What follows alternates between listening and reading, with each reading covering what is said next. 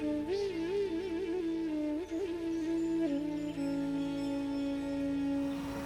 my question to you is that in one of our sessions we were studying about ego, and what I learned was that since the day we are born and grown up, all we are is taken from others, what we observe and what we absorb basically. And then we were taught about personality development, and there came a fact that we should not be artificial, we should not be materialistic, and we wear a mask. And as Sri Doshanji very rightly said, that it's the toughest job to identify yourself, who you are. So my question to you is that we as students now we are at a stage that maybe it's time for us to identify ourselves, and after this we have some responsibility, maybe to get a job, and even after getting a job working in corporates, we'll be doing what the corporate wants. We'll be that. We'll again be absorbing things. We'll be things what they want us to be. And even at home, we'll have responsibilities to fulfill that. Again, we'll be wearing some sort of mask. So, sir, what is the method or what is the way that we can truly identify ourselves and remove the mask? And what actually does it take to do that? Thank you. Nobody feels good with the mask. That's all it takes to drop it. You don't like it, so you drop it. It's as simple as that. Obviously, I hope you are not thinking that the responsibility at one place and the duty at another place are different in any real sense.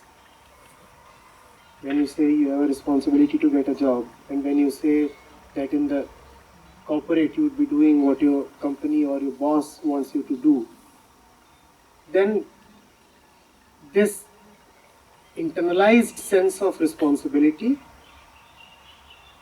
and the duty that your organization wants you to internalize are just the same. Whether it is the home or the corporation, you are only doing what you have been trained to do. There is no real difference. The thing is, do you really like it? If one is really comfortable with it, and I'm using a very general and commonly used word, comfortable. If you are really comfortable with what is happening in your life, there is really no need for any kind of understanding, wisdom, spirituality or truth. If you are really okay, then continue to be okay. Why unnecessarily fiddle with what is going on?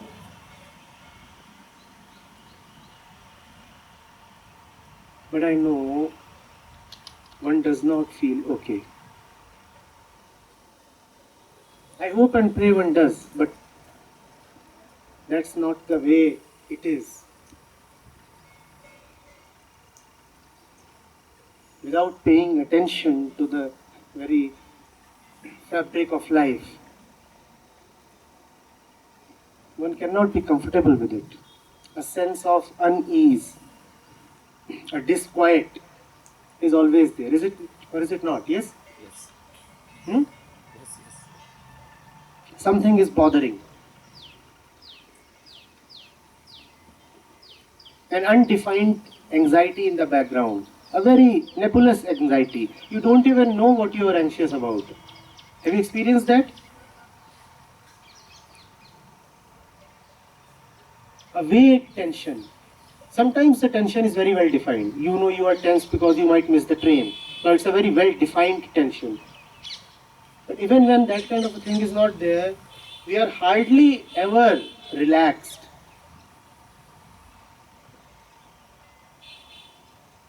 It shows up in our eyes, it shows up in our voice, it shows up in the way we walk, we dress, we think, we sleep, we dream. All of these activities, if examined,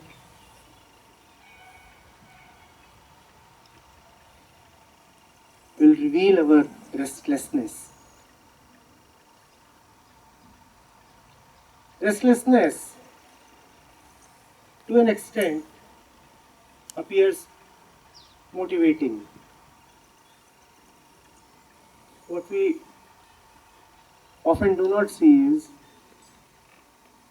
this restlessness is also what is called as human suffering. We never know when what we use for fun becomes our nemesis.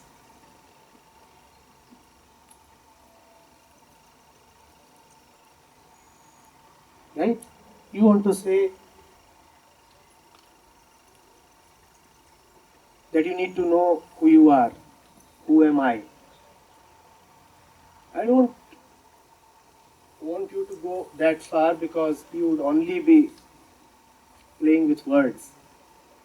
I firstly would suggest that you be more and more sensitive and ask yourself, are you okay being what you currently are? And currently you are a lot, are you not?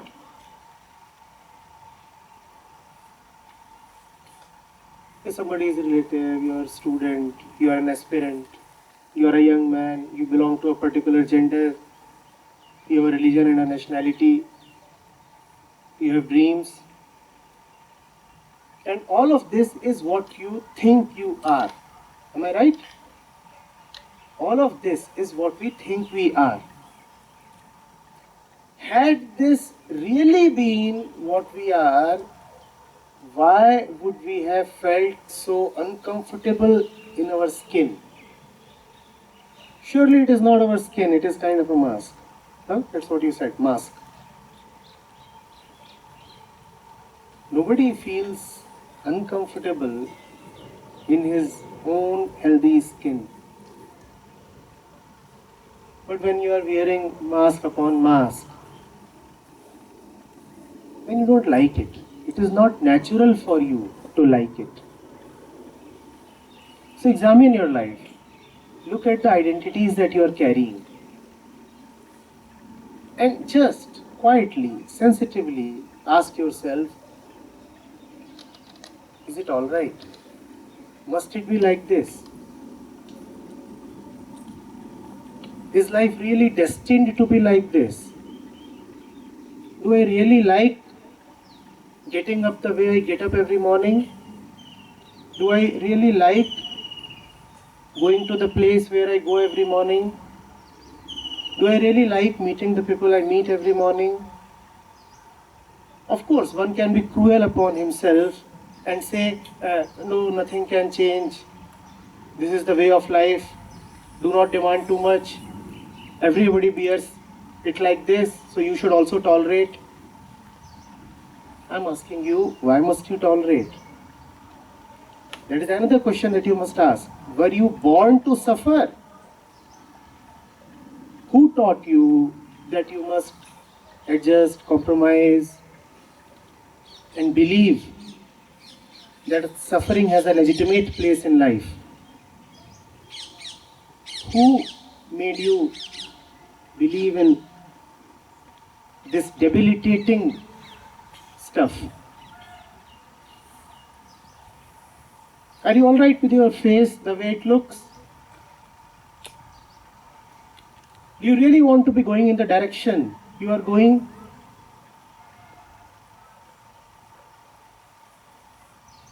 I don't know the answers and I need not know because you already know. You have a heart.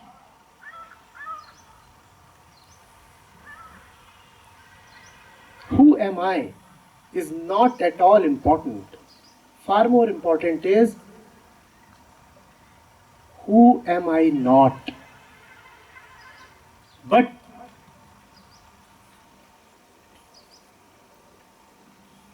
am forcing myself to be.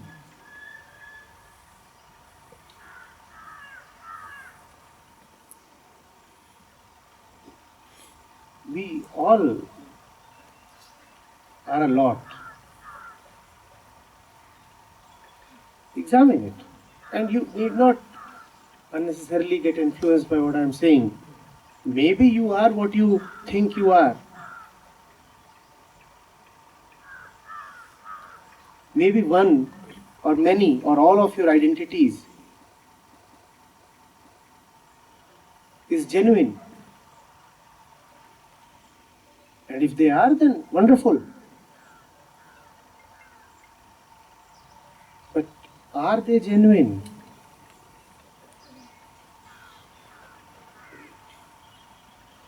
Are you relaxed?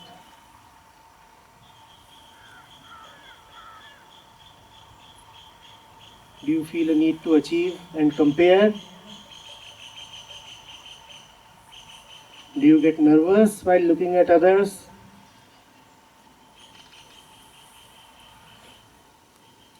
Do you sometimes suddenly feel insecure even about your intimate relationships? Do you get hurt, and often very easily? If any of these things are there in your life, it only means that you are not okay being what you are. You are carrying a false persona, because only the false is vulnerable, only the false gets hurt, only the false needs protection, only the false needs change.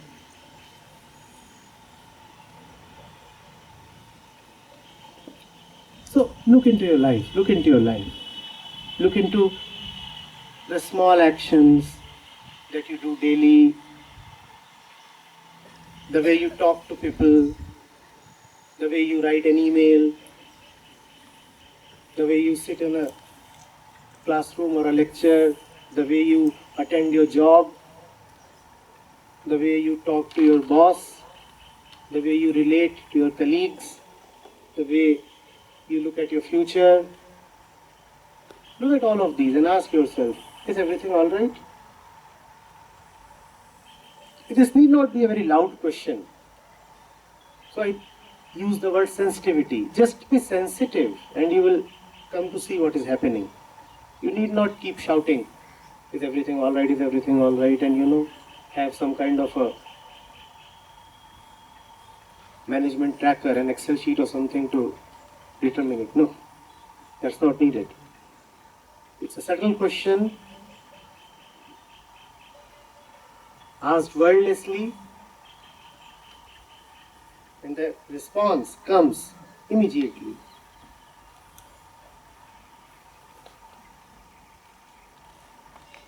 What do we mean by true identity? When the false goes, there is the truth, that's it.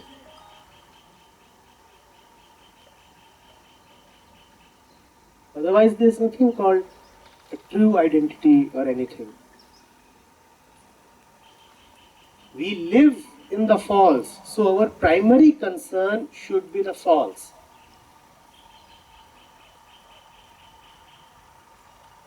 Living in the false, even if we keep talking of the truth, it would be a false truth.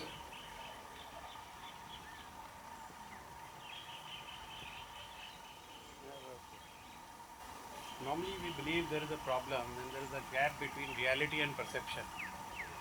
So what is more important? Should we change our perception or should we try to reconstruct the reality? See, when the perception is just a perception, are you very sure about your perception? You are saying there is the thing and there is the way I am perceiving it. Are you sure about the way you perceive things? It's relative.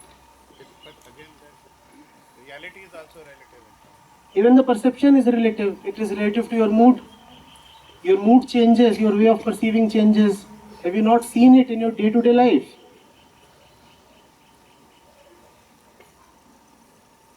Don't we observe it in our day-to-day life?